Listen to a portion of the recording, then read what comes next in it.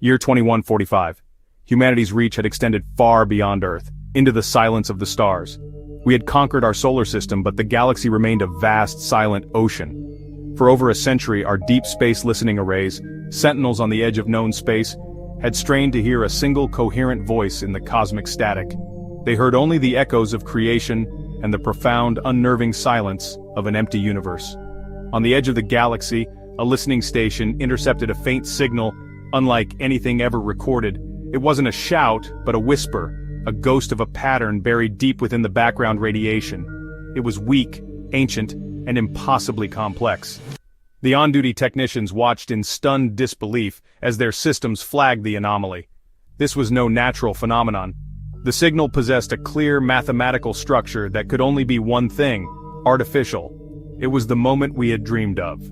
At first, they believed it was a greeting, a message from another intelligent life form. The news of the first signal ignited humanity.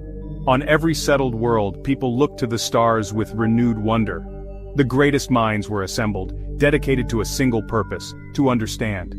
The initial analysis was euphoric. The signal was a beacon, a cosmic hello encoded in the universal language of mathematics. It was elegant, harmonious, almost musical. They called it the siren song, an invitation from a distant, unknown shore.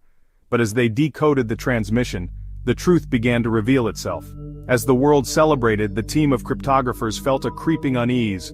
The deeper they delved, the more the signal's beautiful harmony began to fray. The elegant patterns concealed a frantic, desperate repetition. The music was a loop, growing more distorted with each cycle, as if the singer was growing afraid.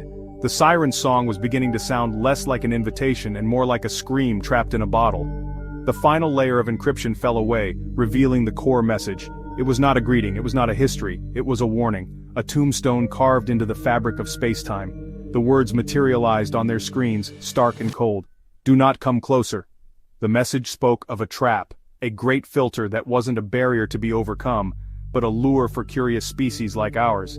It described a power that promised knowledge, only to consume everything. The transmission ended with a final, chilling plea: "We couldn't escape, and neither will you." The warning plunged humanity into a crisis of faith. The unified council was divided.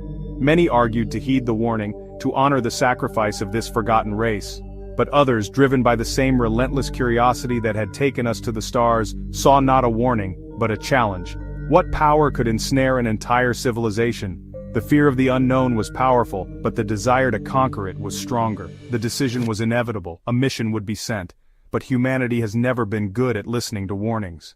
For generations we watched the anomaly, a scar on the fabric of space-time. Our most advanced vessel was sent to investigate, but we were unprepared for what happened next. The rift has opened,